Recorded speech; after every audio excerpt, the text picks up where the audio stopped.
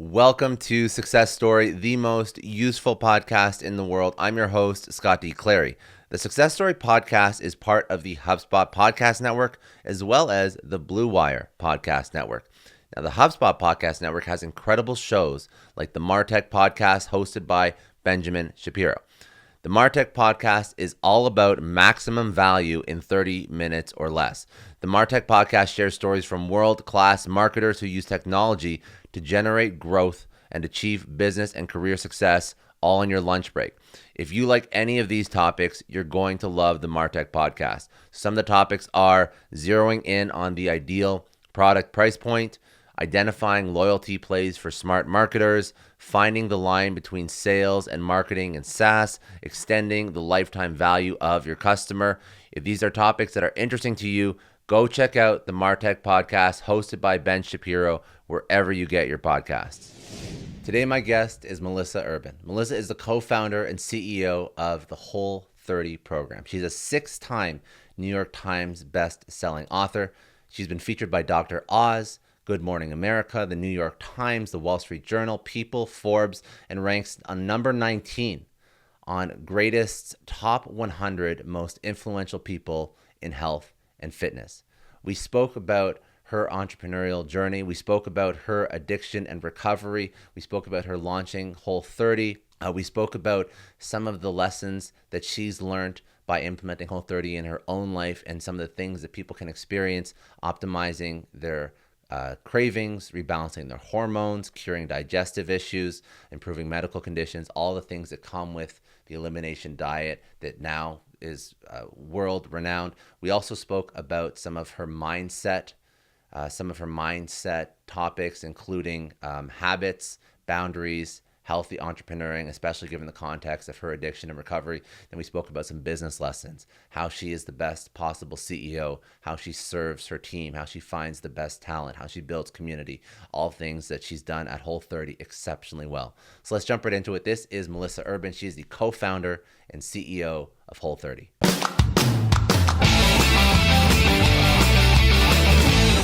Thank you so much for having me. So my name is Melissa Urban. I am the Whole30 co-founder and CEO. Whole30 is a 30-day dietary reset program. Maybe your listeners have heard of it at this point. The Whole30 really started with me after I got out of rehab for my drug addiction, which is not typically a story I think that people would expect from someone who's been in health and fitness for over a decade at this point. But I spent about 5 years of my life in college and after college addicted to drugs and went to rehab twice. And in my recovery, the second time realized that I really needed to change basically everything about my life if I was going to maintain my recovery, that it wasn't enough to just stop using drugs and keep everything else the same. And that's when I changed my friend group. I got a new job. I moved. I changed the music I listened to and the clothes I wore. And that's when I started getting into health and fitness. I decided if I was going to reinvent myself as a healthy person with healthy habits, like what would that healthy person with healthy habits do? And one of the things I decided is that I would start getting up at 5 in the morning to go to the gym every morning before work. I went 5 days a week. And when I got to the gym, I realized that it was a chance for me to kind of adopt this growth mindset and reinvent myself. People at the gym didn't know my history. They didn't know that a month ago I was in rehab for my drug addiction. They just knew that I was a gym goer, just like everyone else, first thing in the morning before work. So going to the gym, thinking about my eating, starting to eat more whole, unprocessed foods. Back in the day, it was a lot of low-fat dairy and whole grains and fitnessy type shakes and bars, but I was at least paying attention to what I ate. And that was really how my journey into the Whole30 and helping people with everything from boundaries and changing their diet and, starting health and fitness and self-improvement. That's kind of really where it all started.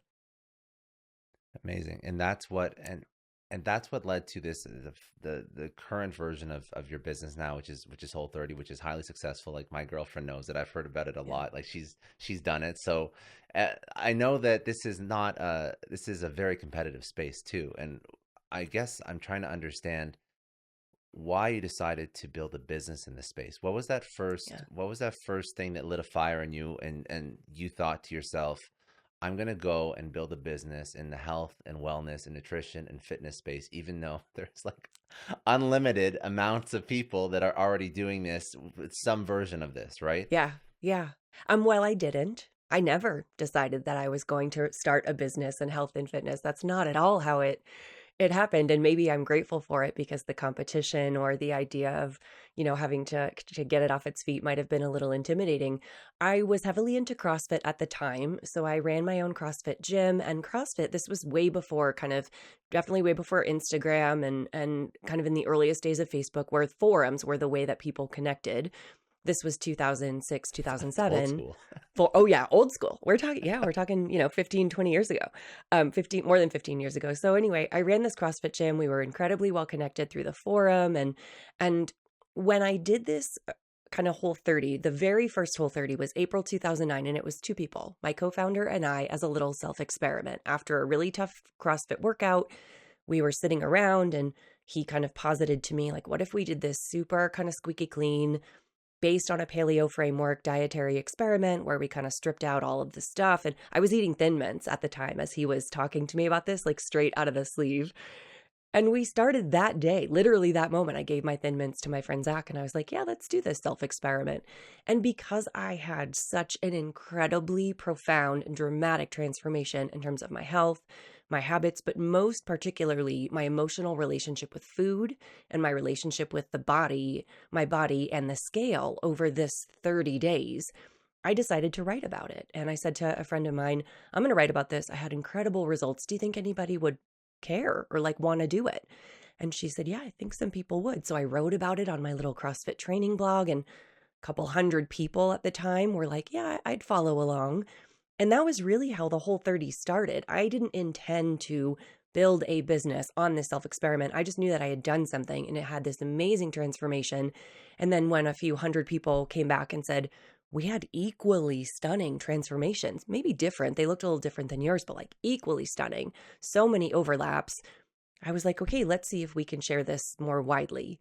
And that was really how it started. I never set out with this intention to build a business. I didn't necessarily want to work for myself. I had a really good full-time job at the time, but this became something that I was so incredibly passionate about. And when I saw the power and the impact it could have, I naturally wanted to spend more and more of my time in this space. And that's how it grew. Let's talk about I want to talk about mindset in a couple different contexts, but let's stay like down this lane right now. I think that mindset's interesting, and the psychology of starting a new diet, of adhering to a diet, of being successful in changing your life. And Whole30 is not just a diet by any means. It's meant to change your life. But why do Yeah. people have such a hard time finding something that works for them that they can actually incorporate into their life as opposed to a short term, like a quick fix? Because everything that has been marketed to us up until this point, going back to my mom's generation and maybe even prior, has been dieting for weight loss. That's all there is. If you want to change the food that you put on your plate, media and the diet industry and society and pressures from the patriarchy and you name it has been telling us for decades that the only reason we want to change the food we put on our plate is to lose weight, to make ourselves smaller. That's it. So every resource that's been given to us, every philosophy, every dietary plan is incredibly prescriptive. This is how you should eat. Incredibly demanding. You're going to eat, and we're going to like limit what you eat, how much you eat. You're going to count and track and weigh and measure and whatever because you want to make yourself smaller. There's very little support in the program itself. You rely basically just on like willpower and white knuckling your way through it and disconnecting from your body and all of your bodily cues that are saying, I'm hungry. I don't have a lot of energy. Maybe you should eat more. You disconnect from all of that in order to be successful. And then when you're done, the diet just drops you off and says like, okay, cool. You're at your goal weight now. Everything is fixed. Everything is wonderful. You've completely changed your life. And what people have discovered is that like, it doesn't stick because you haven't built any new sustainable habits during that period. You've calorically restricted, which leads to this rebound effect. Obviously, weight loss diets don't work, but there hasn't been anything else up until this point. Dietitians will tell you that there is no one size fits all approach to diet. Everyone has to figure out what works for them. And people relate to that. They go, yeah, that makes a lot of sense. Of course, there is no one size fits all. How do I figure out what works for me? And Whole30 is really the answer to that how. We are not a prescriptive program. We're not a weight loss diet. We don't count calories or restrict calories or measure or track. We are a 30-day self-experiment designed to teach people how the foods they've been eating work in their unique context. And I think that's what makes the program different. And I think that's what people gravitate to, this idea that we're not telling them what they should be eating forever, because I don't know that. And we're telling them, A, take a really well-deserved break from a preoccupation with the scale and your body weight and tying your worth and your value to that number. And I'm going to get you back in touch with your body, learning to trust your body again and your own hunger and satiety mechanisms and your own kind of why you're eating, and the fact that food isn't just fuel, how to get back in touch with the idea that food is, it can be love and nurturing and family and culture, but how to do that in a way that serves you, not in a way that takes you back into that old diet mentality. I think that one of the things that I found really interesting with Whole30 is that it forces you to have an extreme amount of self-awareness, which is Mm-hmm. just a really good skill in anything, in business, in life, in your health and well-being. Um, so how do and I want you to explain it, because I can definitely understand it as I start to understand, and I've seen it, someone actually do the diet. I don't want to call it diet, the program, Sure. excuse me, or whatever Yeah. whatever you want to call it. But as somebody does it, like the amount of self-awareness that they develop for the foods that they're going to their body is incredible. And that's why when you start to look at the different components of it, it focuses on hormones, rebalancing hormones, digestive issues, like so many different things that are not just uh, scale weight Yeah. and physique and looking in the mirror, right? So walk me through the importance of self-awareness. Why do people lack this? Why do people generally go through their day without understanding what they're putting into their body, how their body reacts to it, even if there's a negative reaction? Is there a psychological reason why even when we feel like shit after we eat something, we eat it again the next week? Like, what is this phenomenon? And I don't understand it. And I'm sure you've studied it, or you've tried to Yeah. figure it out somehow, because that's really what you're doing. You're resetting people so that they Yeah. can tap into what impacts them. Yeah. I mean, I've written chapters about this, absolutely, like in my first book. So a lot of it is, there is some psychological component to it. When you think about the foods that we're eating in today's modern world, they are super normally stimulating, calorie dense, nutrient poor, designed to make us crave and overconsume them, tapping into these like old kind of biological signals that say when we taste sugar, we want more of it because it's quick and easy energy. And, back in our ancestors' days, we didn't always have access to all of these, really calorie dense foods. So when we came across them, we ate them. And we have all of those ancient signals in today's modern world. And so we end up craving and over consuming. And then again, because of diet culture and the media's influence and societal pressures, we feel guilty when we over consume, and it leads to isolation and stress. And that stress cycle makes us want to consume even more. So we do get stuck in this like endless loop. And when I tell people, like, it's not your fault, the foods have been designed for you to get stuck in this loop, they almost feel a little bit better. Like, okay, great. I thought I was crazy. So there is a psychological component to it. There's also a physiological component where, if you have a tree outside your house and you're a little bit allergic to it, every morning you wake up and your eyes are a little itchy and you're a little stuffy and a little congested. That becomes your norm. That's just normal. You don't even notice that you don't feel great until you go on vacation and you wake up without that foliage, and all of a sudden you wake up and you're able to breathe and your eyes aren't itchy and you're like, wow, I didn't realize what I was missing. So many of us are walking around with just digestive issues that we just take as normal, or allergies or aches and pains or the 2 p.m. energy slump. We just don't associate kind of those feelings with like being abnormal. And until we're able to achieve a new baseline for normal, we don't realize how poorly we feel. In addition, it's kind of a hard sell sometimes to tell people, hey, the whole wheat bread on your plate may be contributing to like your shoulder ache and pain, right? If you tell someone who's coughing, maybe you should stop smoking, they're like, yeah, all right, I see that. But if you tell someone like my mom who is suffering from terrible chronic shoulder inflammation, maybe you should stop eating, gluten and dairy for like a week or two and see if that helps. She's like, I don't get it. I don't make that connection. So there are a lot of reasons why we walk around not particularly self-aware about how the food we're eating is impacting us, not to mention the influence of health culture that tells us with green check marks and organic and gluten-free labels that it's like automatically healthy. There are so many reasons why. And until we do a structured, carefully designed self-experiment like the Whole30, we can't achieve that new kind of baseline for normal. We don't have a mechanism for testing how different foods impact us, even the healthy things, and curating our diets such that we are not introducing things that are contributing to allergies or shoulder pain or energy slumps. Like, we don't have a method to do that, except for maybe the Whole30 right now. I just want to take a second and thank the sponsor of today's episode, HubSpot. Now, the new year might have you thinking ahead to what you want out of your career. So when you think about your success story, what do you actually picture? Is it retiring early with a beautiful view of the skyline? Is it leaving a legacy with your name on it? Or maybe it's helping influence and change some of the world's most pressing issues. Whatever it is, writing your success story starts by working smart. Because when you work smart, your success story writes itself. A HubSpot CRM platform helps your marketing campaigns work harder and smarter. With intuitive visual workflows and bot builders, you can create scalable, automated campaigns across email, social media, web, and chat so your customers hear your messages loud and clear. Are you tired of your content not adapting to mobile, making it difficult for your customers to absorb your message? A HubSpot CRM platform optimizes your content for multiple devices so that you can reach your customers wherever they are, which is just smart. Learn more about how you can transform your customer experience with a HubSpot CRM at HubSpot.com. And then in your experience, because obviously everyone's experience is a little bit different, but when you start to reduce and sort of, I guess, so you take things out of your diet, you understand how they impact you. What has been your personal journey with Whole30, with your energy levels, with your sickness, your health?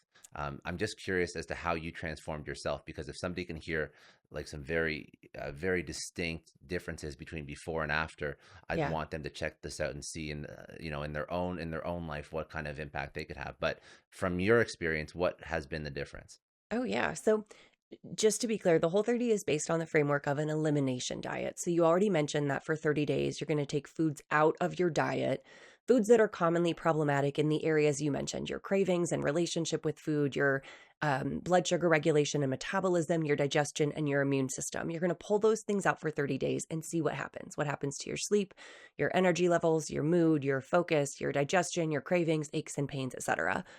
Then at the end of those 30 days, you bring those food groups back in one at a time, very carefully and systematically, like a scientific experiment, and you see what changes. So it's a very targeted approach to help you figure out which food groups may, or which foods individually may or may not work for you.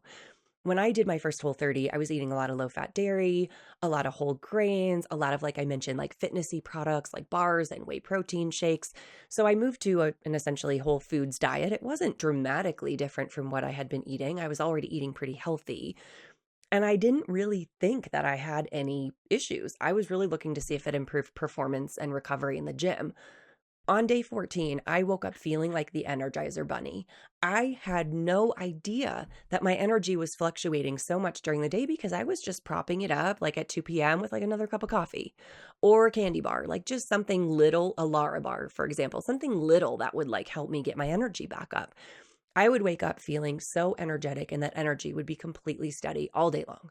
My sleep got so much better, and I didn't realize that I wasn't sleeping well. I thought I was sleeping okay. I went to bed early. I woke up early to go to the gym. I started sleeping like a baby. My sleep was so much deeper and so much more restorative, and I began waking up without an alarm. I still don't use an alarm to this day. I wake up at the same time every morning like clockwork. My mood improved. So people at work were noticing, like, what have you been doing? Like, I was friendlier. I was more interested in what other people had going on. I went out of my way to be more social, which was very surprising for me. But I think the most important thing was that I realized through this experiment, due to a lack of the foods that I would normally use to comfort myself, that I didn't really have any other coping mechanisms. I used food and occasionally drink, like wine, for just about everything, to reward myself, to punish myself, to self-soothe, to relieve anxiety, to relieve boredom, to show myself love. I didn't know what else to do. And in the absence of those foods, I developed other coping mechanisms. I leaned more on my friends and talked more about my feelings. I spent more time with my feelings, going, why am I feeling so unsettled right now? And had really productive conversations with my therapist. It was the first time in my life that I disconnected from the scale in a really profound way. I no longer worried about how much I weighed. I didn't step on the scale for months after my first Whole30, and I was like a daily weigh-in person. And I realized that like it didn't matter. Nothing that I was experiencing could be measured on that scale, and it didn't really matter what I said if all of these other factors in my life were improving, including my gym performance and recovery. So when I say it profoundly and permanently transformed my relationship with food, I'm not kidding. Those benefits have all carried through to this day. And 12 years later, I've done multiple Whole30s and I've learned so much more about food and what does and what doesn't work for me. And I never have to do another Whole30 again because now my own personal individual kind of food freedom diet is so dialed in that I don't need another reset, which feels really good. Amazing. Okay, I Yeah. want to pull some mindset and some entrepreneur, some just personal mindset things out of you because you've had an interesting entrepreneurial journey coming from your background with addiction, with recovery. I Yeah. always find that an interesting topic because this was actually this was before you became an entrepreneur and you started your own company. I've always actually found that sometimes entrepreneurs that are a little bit too stressed out also go down this path while they're actually building something, but Hmm. it's another conversation. So how did you overcome addiction? How did you recover? How did you potentially leverage that in building what you're doing in terms of mindset, in terms of willpower? Talk to me about that because I think that's a really important lesson as well. Yeah. I mentioned that the first time I went to rehab, it didn't stick. I was in recovery for a year and then I relapsed. And I realized now in retrospect that I didn't have any boundaries around my recovery. I didn't have any limits with anybody else or myself to keep me safe and healthy. And I didn't really do anything. I didn't change my life. The only thing I did was like took away the drugs. And what I realized is that if you try to like pull that weed out of the ground and you don't plant something else, it's just going to grow back. So the second time I entered recovery, that was when I really developed what I now know is this growth mindset, right? I didn't know what it was at the time or have the verbiage for it, but instead of constantly telling myself that I was just like unworthy and unlovable and not a good person because of my addiction and the way I had behaved, which was my story, I decided that I was now, as of this moment, a healthy person with healthy habits. And I looked for evidence to support that. So again, I would go to the gym because that was what a healthy person with healthy habits would do. I would go to bed early when I was making decisions at work about what to eat or whether to go out after work. And, I would go out with people, but just tell them I wasn't drinking or I don't drink. And that was something a healthy person would do. I would go and socialize and get the benefits, but I wouldn't drink alcohol, which I know was not healthy for me. So I approached it with a growth mindset that with hard work and tenacity, I could become this person. And in fact, I already was that person and I embraced it and looked for evidence to support it, which is a very, now I understand, like strong psychological model where it can work in your favor or it can be kind of disfavorous, but I had it work in my favor. When I started my entrepreneurship journey, I was still very black or white, on or off. I was an abstainer, not a moderator. I didn't do moderation very well at all. It really took me years of therapy and working on myself to get to a place where I could balance things in moderation instead of being either all the way on or all the way off. Early in my entrepreneurship journey, it served me in a way because I was incredibly passionate and tenacious about turning Whole30 into something, continuing to, and again, I wasn't thinking about it like, I want to grow this business. It was, how can I help more people have this experience? So I would come home from my 9 to 5 job. And if someone had asked me a question in comments, like, oh, what can I do about this? I'd stay up and write an entire blog post just for them and post it the next day. I was so busy creating resources and answering questions and connecting with people and thinking about how to make the program better. And that was my kind of, black or white, on or off persona. I quickly burned out, of course, which is something that happens to a lot of early entrepreneurs. And I had the benefit of having a few friends and my therapist like really tell me, you are not serving anybody by running yourself into the ground in order to like, give back to this community. And I enacted some boundaries with myself around my morning routine, especially that really helped me rein that back in and begin to kind of fill my own cup or pay myself first in my entrepreneur journey. I'm so grateful that that happened early on. That was like Mhm. 2011, only about 2 years after my first Whole30, but that taught me a lot about how I needed to show up for myself so that I could show up for my community. So I think I have a lot of stories like that where my history with addiction and recovery served the Whole30 in a lot of ways. There's a lot of recovery language in the Whole30 support. If you read it and you are in recovery or you've been to AA or NA, you're going to recognize a lot of that language, which was completely subconscious. I didn't realize. And there's a lot of tough love in that program as well, heavier on the love now than it used to be. But, I want to remind people that they've done really hard things in this lifetime, and you are a very worthy cause to commit these 30 days to. But there's always this pattern of realizing that in order for me to be truly healthy in this journey and to help people through this journey, I also have to learn to show myself grace and be softer and be more empathetic. And I couldn't always be 100% on or 100% off. So that's been a pattern, I think, throughout my entrepreneuring. And I'm starting to pick up on like common themes. Like you speak a lot about boundaries, about healthy, not just healthy living, but like healthy professionalism, healthy entrepreneurship. Yeah. Self-awareness is another one that comes up a lot. Um, just to double down on boundaries, because I think at some point most entrepreneurs hopefully will achieve some level of self-awareness, just because if they are successful, to figure out what's working and what's not. But I think that, and I could be wrong, this is a generalization, but I also Yeah. do believe that more than self-awareness, people have a lot of trouble with boundaries. Hmm. I think that's something that people can go through their entire life without setting proper boundaries. Hmm. And I also think that entrepreneurs may be better at setting boundaries in their business, but not in their personal life. So, and it's funny how you feel like, you have to set boundaries, and you should set boundaries in both to be successful. But I think the people that hurt the most are the people that are the people pleasers, go over the top to get everything done for everyone. And you can work yourself, and it's just a matter of time, like you said, until you burn out. But you obviously don't want to hit that ceiling, right? So how do you, if you are a people pleaser but you haven't burnt out yet, what would be your advice for somebody just to sort of maybe look forward in their future a little bit, and to understand that the path they're going down is not the healthiest Yeah. path if they are trying to do everything for everyone like you were? How do they set those Yeah. boundaries early on before they ultimately fail and crash and burn? And burnout. Yeah. I think entrepreneurs are actually some of the worst at setting boundaries at work. And I think it's because of the entrepreneur hustle culture. There's the hustle Mm, culture that tells us that, like, when you are resting or taking a break or taking a day off, there's somebody else. Somebody else is always working harder than you. It's the like, I'll sleep when I'm dead, hustle 24/7 culture that's like burned into entrepreneuring that I'm seeing start to change now, but not quick enough. And this is especially prevalent with women, especially mothers who are, part of this entrepreneur culture, but then also like have to show up at work, but then also have to manage a household and take care of their kids. And like they can't win either way. If they focus on their kids, they're not fulfilling their career. If they focus on their career, they're neglecting their kids. There's a lot of pressure out there.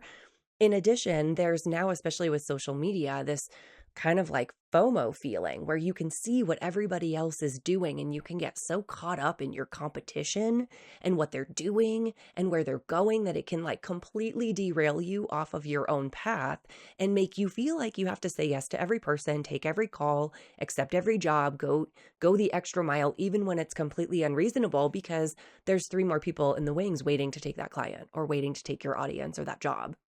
So I think it's hard now for entrepreneurs to set boundaries. And as you mentioned, we're not taught how to set boundaries. We are not taught at school. We're not taught in college. It's not part of any, workplace curriculum. And very often we weren't modeled boundaries at home by our families. So hmm it's really hard to learn how to set them.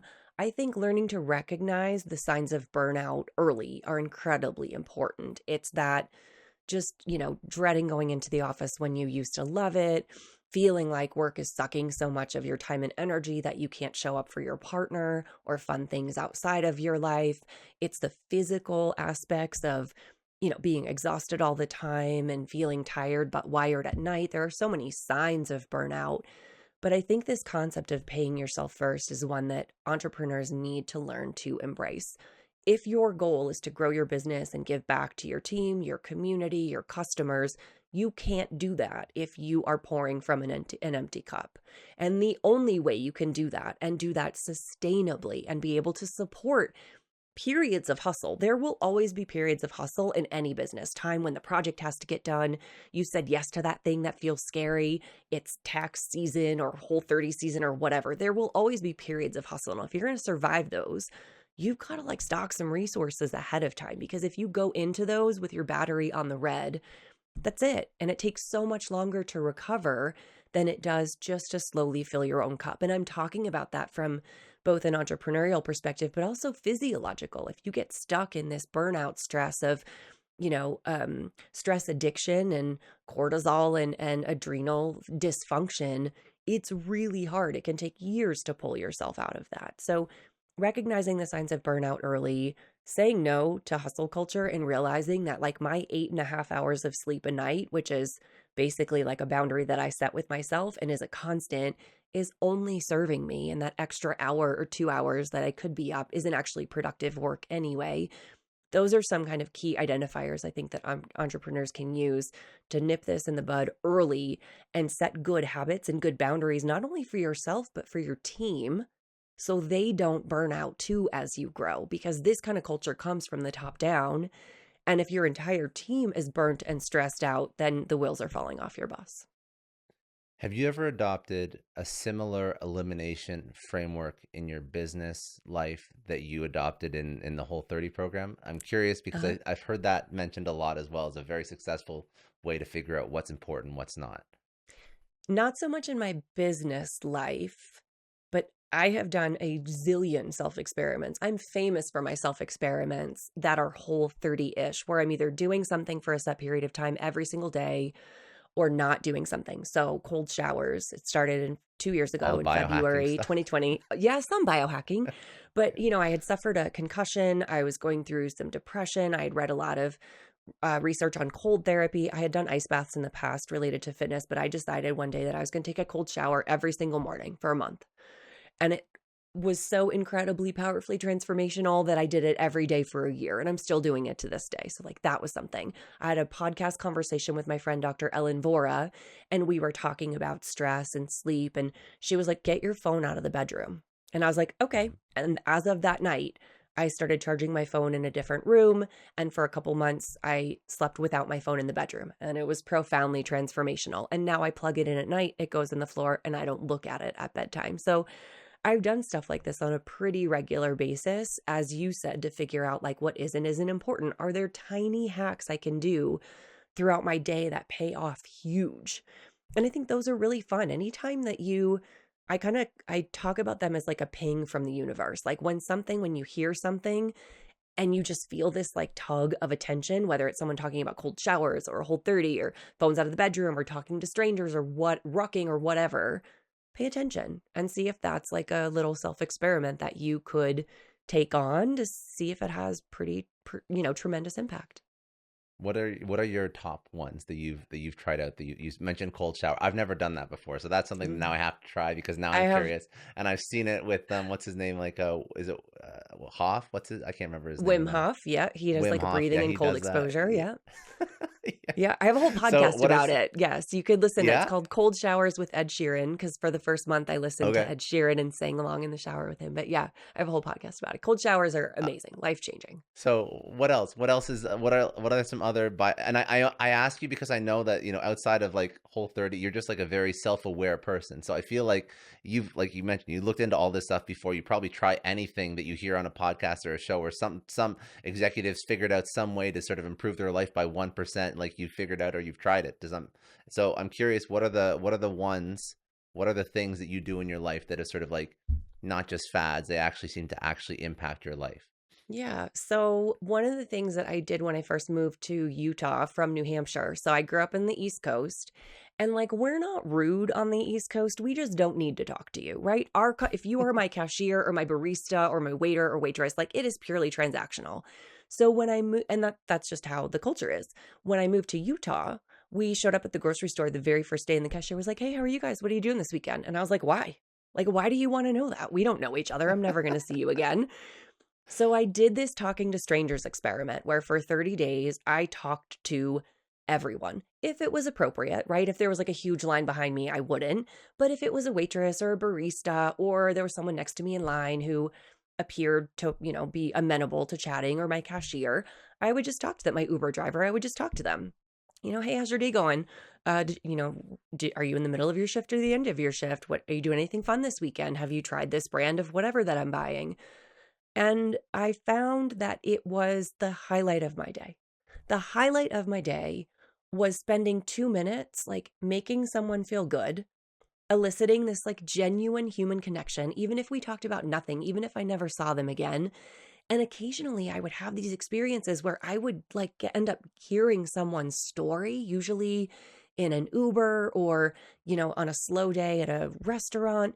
And I was like, every single person is interesting. Everyone has a story. And it's kind of like, I think Brene Brown says that like you wouldn't have this interpersonal conflict if you just like talked to each other, if you got to know each other, right?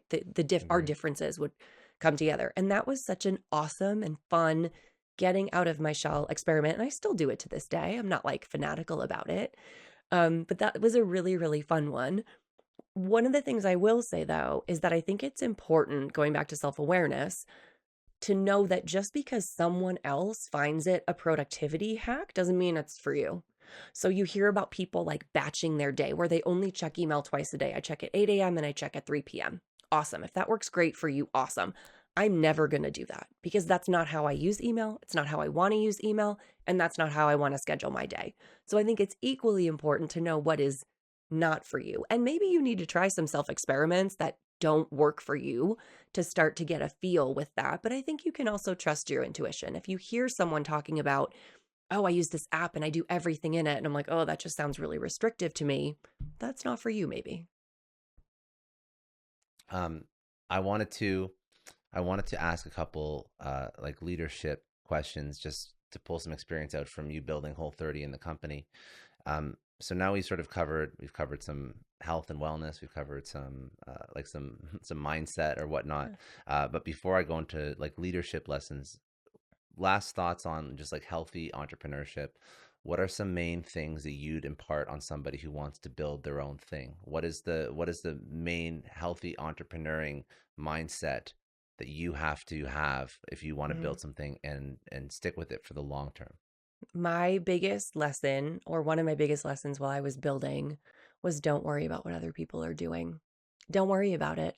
I would get distracted by looking at my competition, other people who were doing similar things in the space, and looking at the direction they were going, a resource they rolled out, and thinking to myself, oh, I have to do that too now. I have to be in that space. No, no, no, no, no. I had my vision. I knew exactly what I wanted Whole30 to be, where I wanted it to go, how I wanted to connect with my community. And the minute I stopped worrying about what other people were doing and focused all of that energy on where I wanted to go, it not only felt so much better for me, it was much less stressful, it was less confusing and anxiety producing. But now I got to put all of my energy into what I wanted to build, not like what other people were doing. So for me, that was a huge lesson really early on, and I still abide by that to this day. Amazing. Now, Yeah. as you've built Whole30, how do you make sure that you're a great CEO to your team, to your company, to your customers? I hope I'm a great CEO. I think a lot of it goes back to self-awareness, recognizing that everything comes from the top down. Your company's culture, boundaries, communication style, leadership. If I am not embodying and living and demonstrating the values that I want my company to have and I want my team to have, then like it is entirely my fault. It's 100% coming down from me.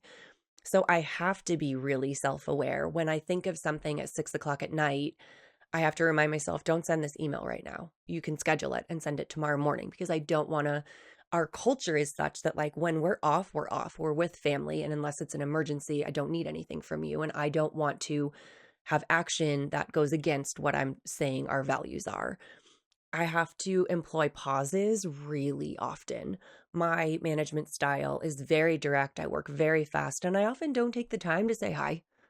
I'm kind of like, hey, we're working on this. Let's just like get it done. So I have to pause very often and remind myself that it's in all of our best interest to speak to people the way they want to be spoken to. I have some employees who really like, talking about their weekend first or talking about what everyone else is doing. And even if I'm in transactional mode, it's super helpful for me to recognize like, oh, this would be so much better served if I took like a 2-minute break and we just like chatted a little bit, right? We can do that. So I have to sometimes put my own tendencies aside for that. I also think it's important for me to recognize and acknowledge what I'm not good at or what I am not adding value to. And I've had to do that quite a bit lately because I feel like I'm in a place right now where, in order for the business to continue to grow the way I want it to, I have to step back in some areas and let someone else step in and take us to that next level. And that's been a 2-year process that was somewhat challenging, but not as challenging as I expected.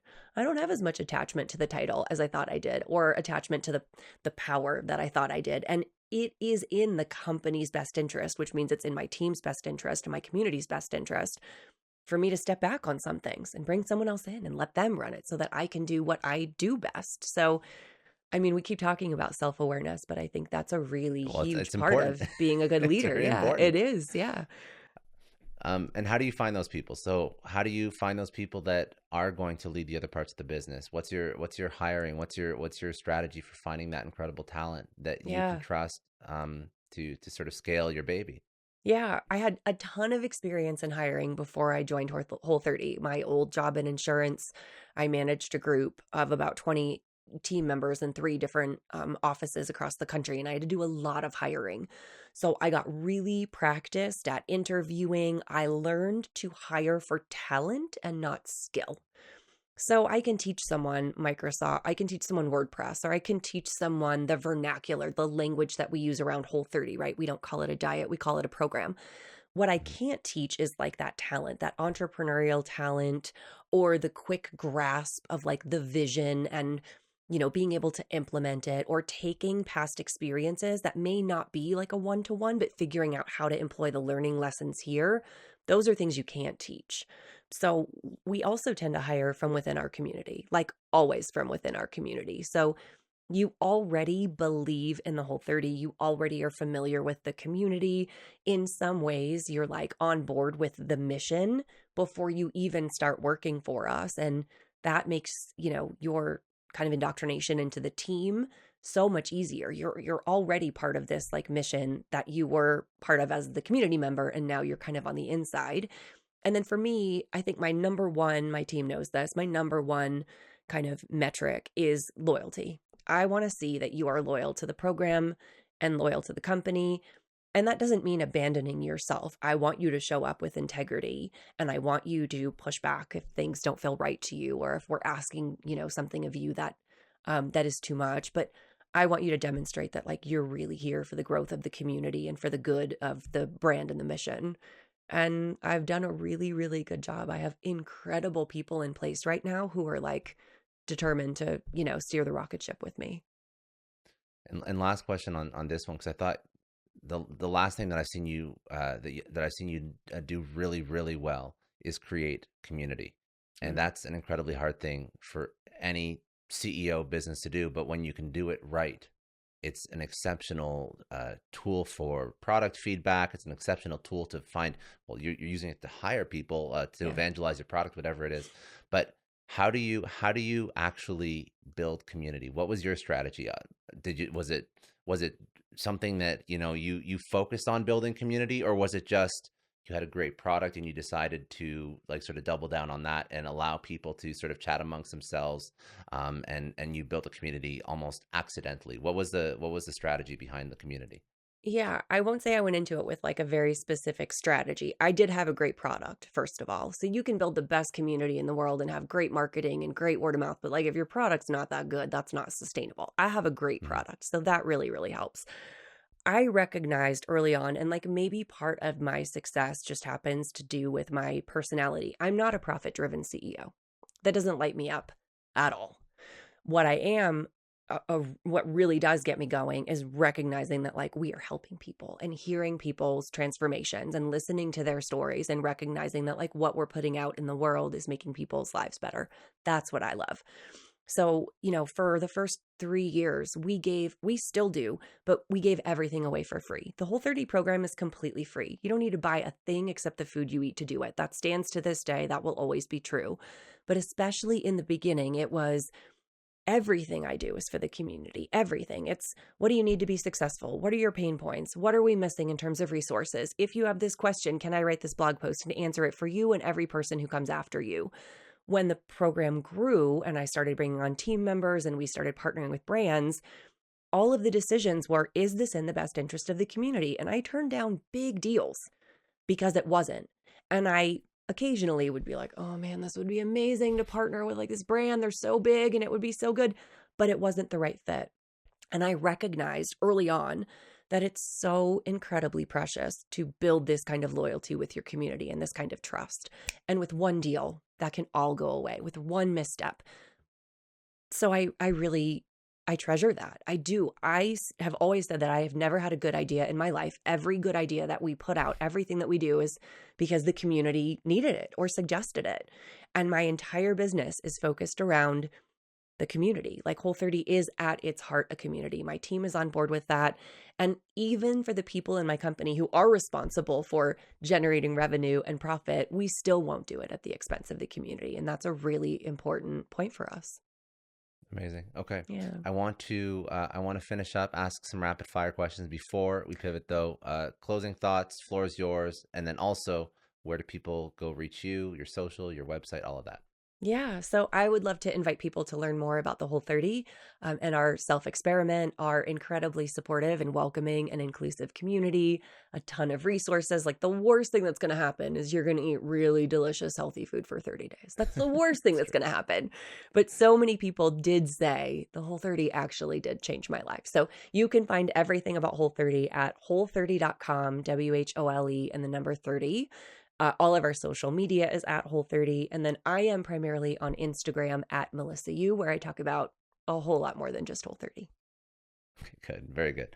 Yeah. Let's do a couple rapid fire. So you mentioned this, but we'll just reiterate just in case you wanted to add something to it. The biggest challenge that you've overcome in your personal or professional life, what was it? How'd you overcome it? I'd have to say my addiction. That was definitely the biggest lift. And I overcame it by adopting a growth mindset and realizing that I could become and already was, if I believed it and found evidence to support it, exactly the kind of person I wanted to be.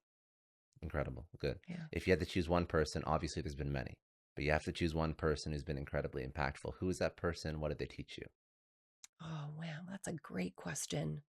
I had this professor, Jack McCarthy, at my university in my organizational behavior class. He taught me to speak to people the way they want to be spoken to. He taught me to understand my own personality and preferences and profiles and recognize that not everybody has the same life experience or the same preferences that I do. And learning that allowed me to go so much further in my career at the time. And I still think that serves me to this day. So thank you, Dr. McCarthy. A book or podcast or Audible, something you'd recommend people go check out? Right now, I want you to go read The Comfort Crisis by Michael Easter.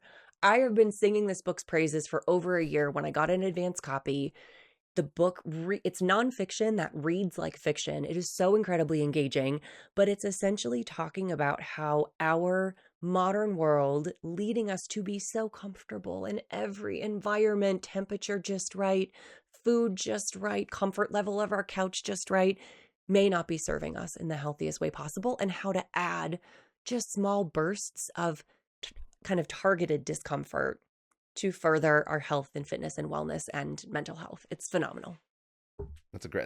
I've never had that recommendation on this show before. Oh, it's that's so good. good. I'm gonna Amazon it for Yeah. sure. That's good. Yep. If you could tell your 20-year-old self one thing, what would it be? Oh, 20-year-old Melissa was so high all the time. I know. Basically just that no matter what you are going through right now in this moment doesn't define who you are as a person. That you Good. are a person are worthy. Yeah. Very good. And last question, what does success mean to you? Success means being able to live in my integrity in all areas of my life.